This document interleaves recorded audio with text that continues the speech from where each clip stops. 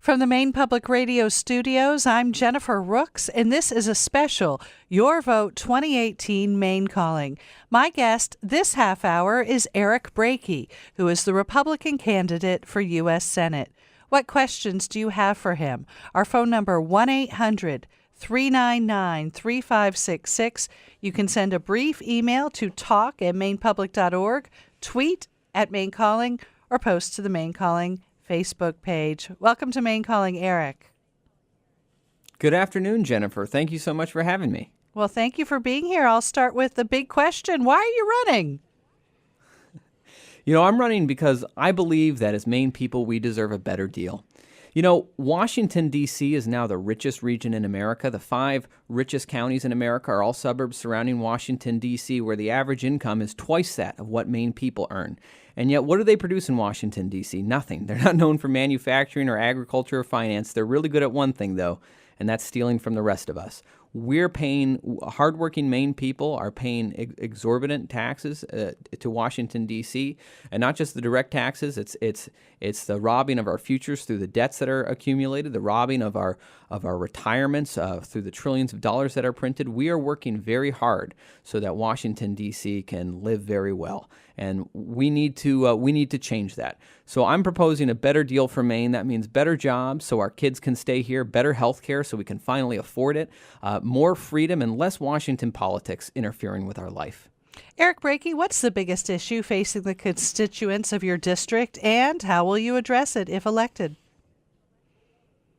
Well, I think one of the biggest issues facing Maine people is the fact that, we've made a lot of progress the last few years in our economy. We've made a lot of progress digging out of the recession that we've been in. We've gone from high unemployment to really low unemployment with employers searching wherever they can to hire people. We've gotten more jobs here in Maine, but we're still lacking the high-paying jobs that can keep our kids here. Our kids are still moving away. I was just talking with college students at the University of Maine in Farmington, and every single one of them told me what are their plans for when they graduate. They're looking at jobs in other parts of the country.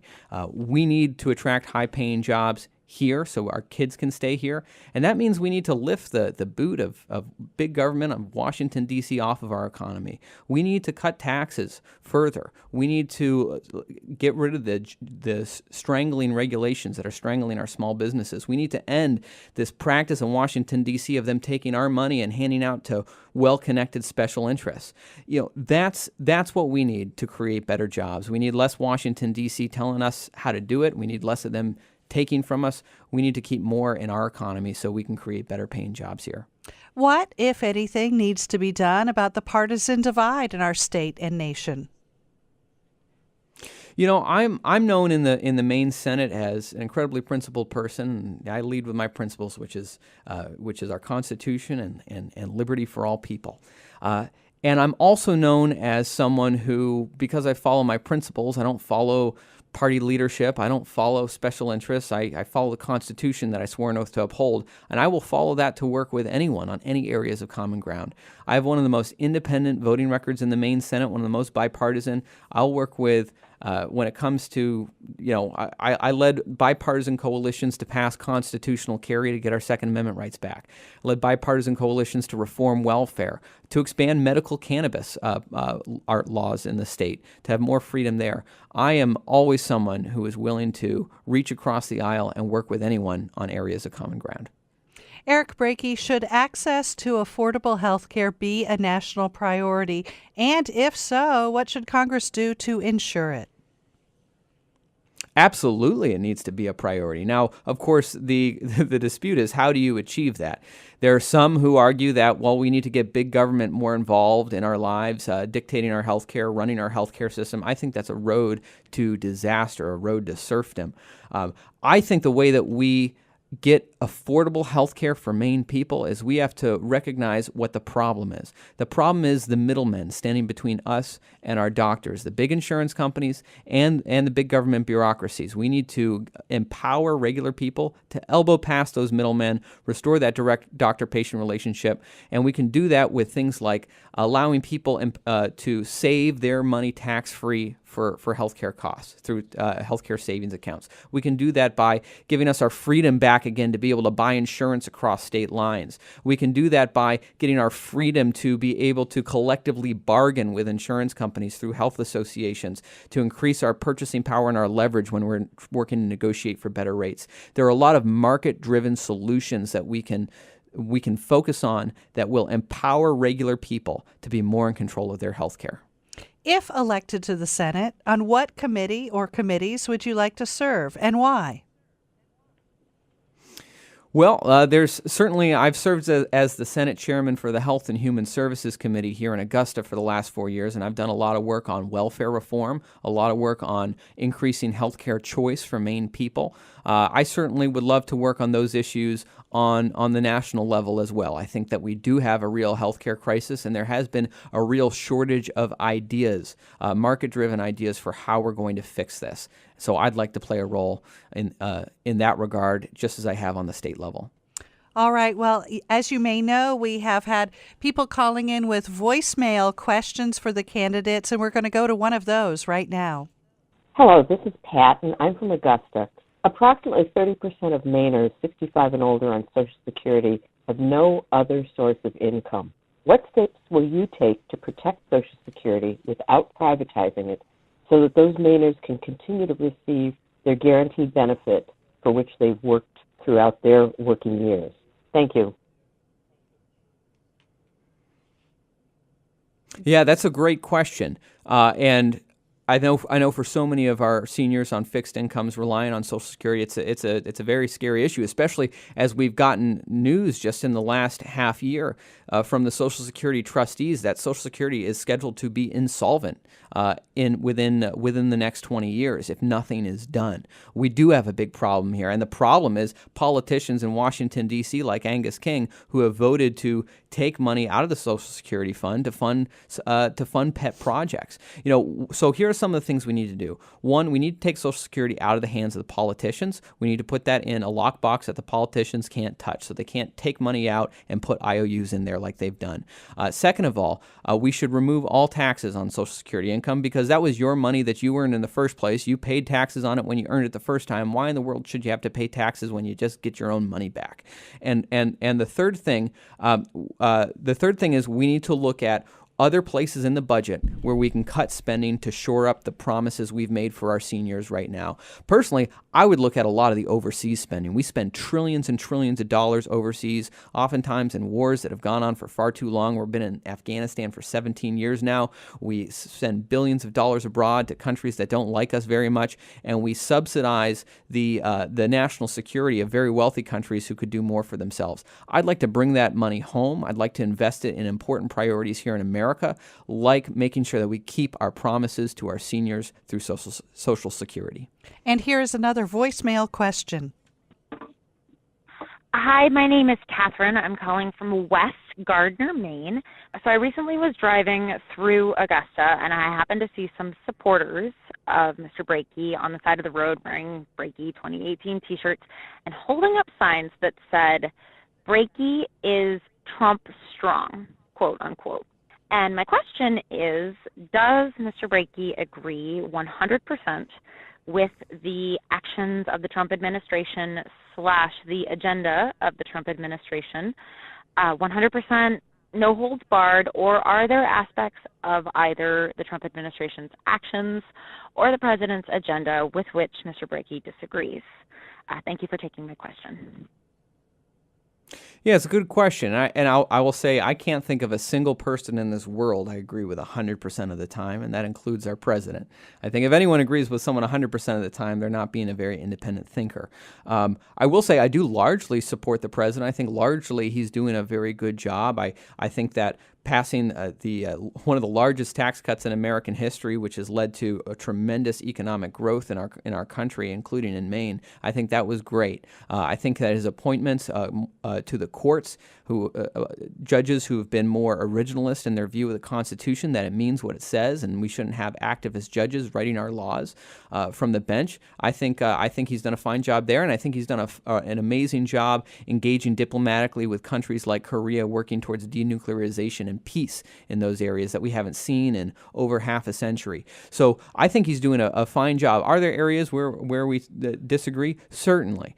Frankly, I certainly am frustrated a little bit, not just, with the president, but with, frankly, a lot of the Republicans in Congress who campaigned on cutting spending and fiscal conservatism and have gone in there and spent just as much money as the Democrats have been in the past. I want to cut spending. I want to get our debts under control. And frankly, I think one of the biggest problems we see in Washington, D.C. is this unholy alliance that comes together. Democrats always want to spend more on welfare spending. Republicans always want to spend more on overseas spending. And so they compromise. They come together and say, well, let's just spend more money on everything, and then everyone will be happy. Of course, then we, the American people, the Maine people, we get stuck with the bill. We're $21 trillion in debt. We have $113 trillion in unfunded liabilities. That's a bill of $1.1 million for every single American taxpayer, and that has to change. And I don't care who's in the White House, who's in Congress, I'm going to be advocating for fiscal responsibility. We're going to go to Robin, who is calling from Falmouth. Hi, Robin. Go ahead. You're on with Eric Brakey. Yeah, hi, Senator Brakey. My question for you is, I've noticed your opponents have spoke out in support of women and sexual assault survivors against the confirmation of Brett Kavanaugh, and I wanted to know where you stand on the issue. Certainly. Thank you for the question. Well, first, let's start with the premise that we all know, I think anyone who's serious knows that these types of situations do happen. I know women in my life, including very close personal friends, who found themselves in these kinds of situations, and I think that any person who comes forward with an accusation deserves to be heard, and deserves to be heard, and we should take that very seriously. And we can do that while also maintaining a very important principle in this country, which is that people are innocent until proven guilty. Now, in the particular case that is in relation to Judge Kavanaugh, prosecutors have looked at the facts, looked at the evidence that has been presented, and prosecutors who've been doing this for a long, long time say they would not touch this case with the current facts that are available because there is not corroborating evidence. Witnesses that have been pointed to that were supposed to corroborate the story have not corroborated the story. In fact, have denied it. And so I don't think any of us know with 100% certainty what took place 36 years ago. None of us know. None of us were there. But what I do know is that we do have a standard of innocent until proven guilty in this country, and there has been no substantiation of the claims that have come forward. Now there's the FBI taking an extra week to go over things. I think perhaps that's merited, but it doesn't seem likely they're going to come up with anything. So barring some new bombshell revelation, I believe that Judge Brett Kavanaugh deserves to be confirmed. Robin, thank you for your question. You are listening to a special Your Vote 2018 Maine Calling. I'm Jennifer Rooks. My guest this half hour is Eric Brakey, Republican candidate for U.S. Senate. Give us a call. Our phone number, 1-800-399-3566. Again, 1-800-399-3566. We'll go to Jamie calling from Westbrook. Hi, Jamie. Go ahead. Hi, thanks for taking my call. Eric Brakey, you played a role in writing the foreign policy platform at the Republican National Convention. And after you were quoted saying that members of Paul Manafort's team came in and pushed for changes on the Republican position on Crimea and Russia, which Paul Manafort and Donald Trump denied that this ever happened. So my question now in retrospect is, why did Donald Trump and Paul Manafort deny this? And also, for those of us who are concerned about collusion with Russia, how can we, what should we expect from you in investigating these matters, even if they are in line with your agenda? Thank you. I appreciate the question. There's a lot to unpack there, and I'll do the best I can to unpack the different components there. I will say, yes, I did serve on the Republican National Platform Committee at the convention in 2016. I served on the National Security Subcommittee working on foreign policy issues, though I was a bit of a bit of an outsider voice in that, because I tend to be someone who's very skeptical of a lot of the wars that we've been in for a long time in this country, and that's kind of still a bit of a minority view at least on the national level in the Republican Party. But when it comes specifically to Russia, when it comes specifically to Russia, I think that we have to ask an important question. And that question is, for the longest time, the number one responsibility of the President of the United States has been to keep us out of a hot war with Russia. Because still to this day, 90% of all the nuclear weapons in this world are held between the United States and Russia. And I think we need to be very careful when we are being provocative, when we're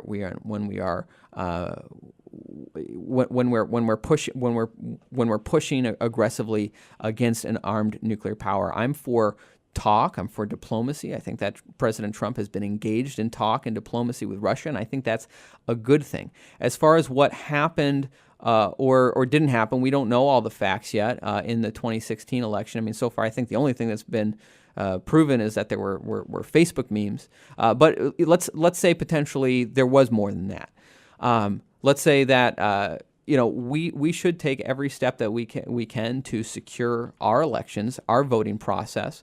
Frankly, it's become far too commonplace in global politics today across the world, countries meddling in each other's countries' elections.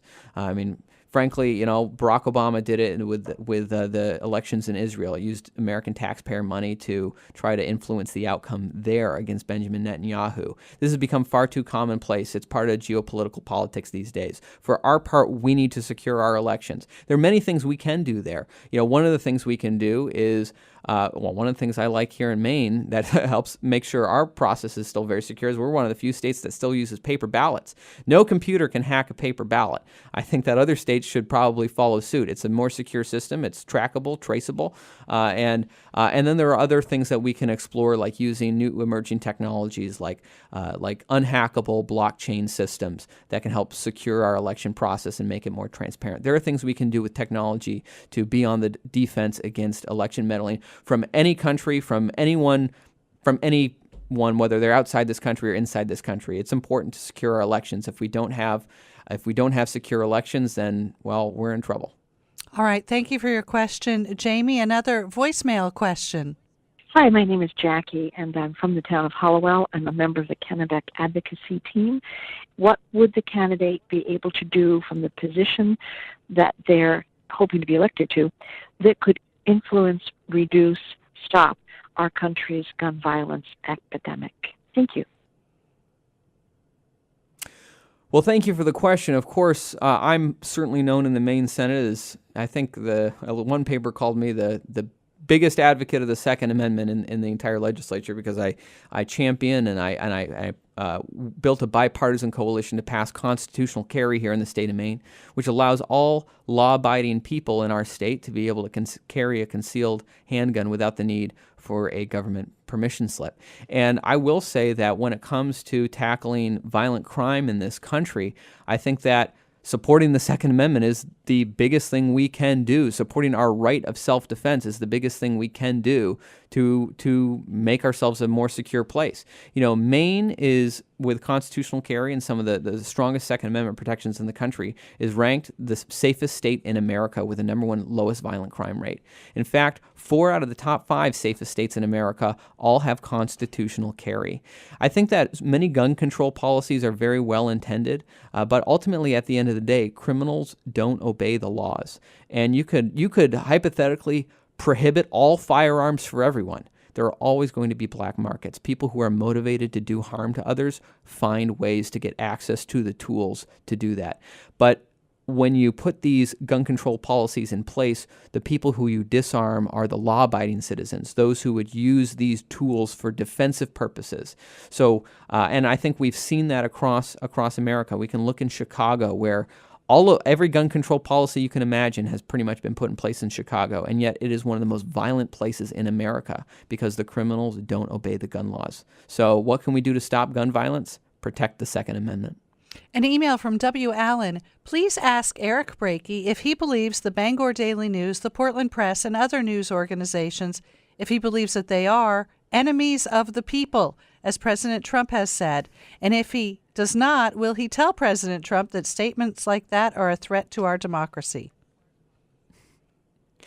Well, certainly the president has his own style of rhetorical flourish. That's certainly not how I would refer to our media outlets, though I will say it does get frustrating at times when so many of us are used to turning on the news or reading the papers and feeling like there is oftentimes a slant in the news, and I don't think that's a big secret. I think if you poll most journalists across the country, the vast majority of them are registered Democrats, and it is impossible to completely remove your own biases from the work that you do.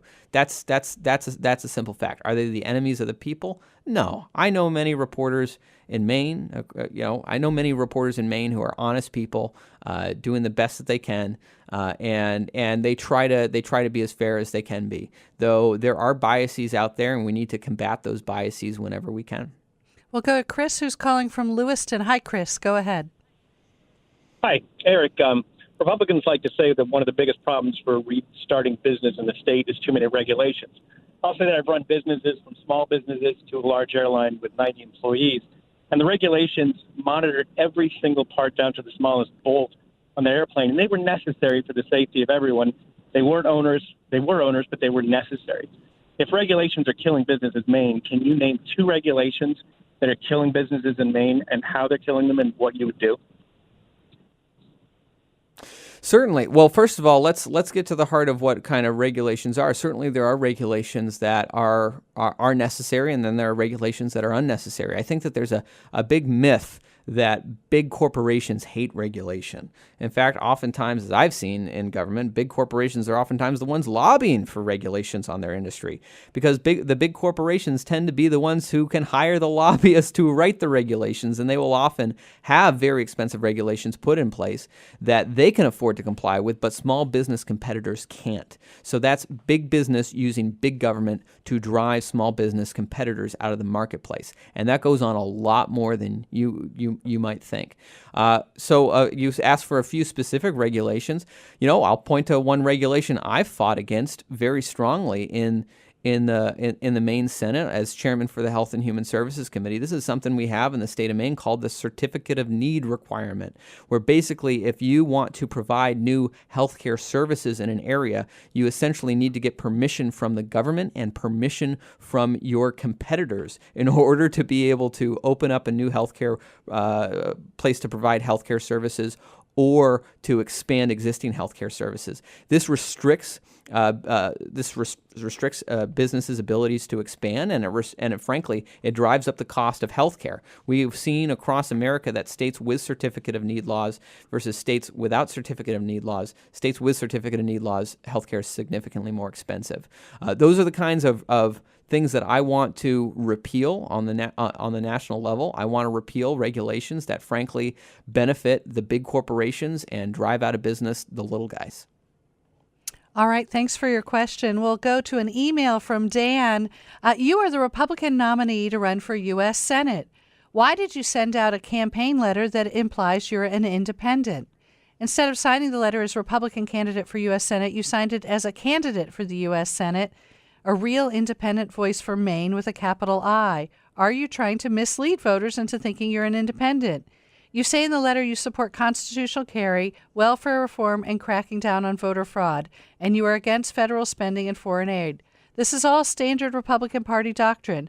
What's independent about towing the Republican Party line? I think the person who's pretending to be an independent in this race is Angus King. Angus King, who votes 90% of the time with Chuck Schumer, has a more partisan Democrat voting record than many of the actual registered Democrats on every single major issue, from cutting taxes to repealing Obamacare to Supreme Court judges. Every single major issue, he does a song and dance, talks like he's carefully weighing the issues, but then every single time he ends up voting along with Chuck Schumer and Nancy Pelosi. That's who's pretending to be an independent.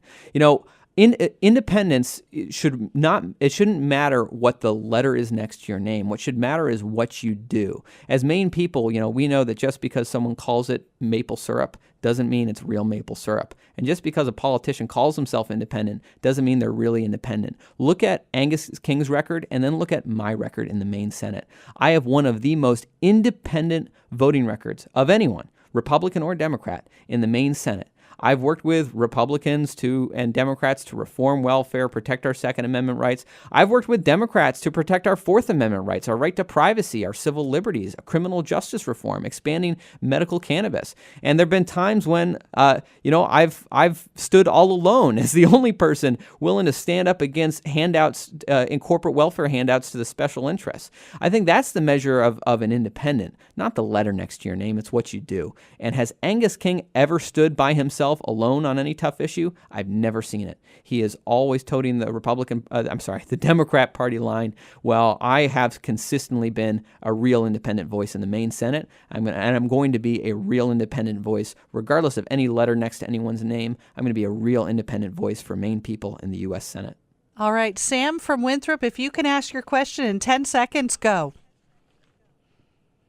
Hey, Mr. Brakey. I really appreciate speaking with you. You're certainly a genuine... Quickly, Sam, please.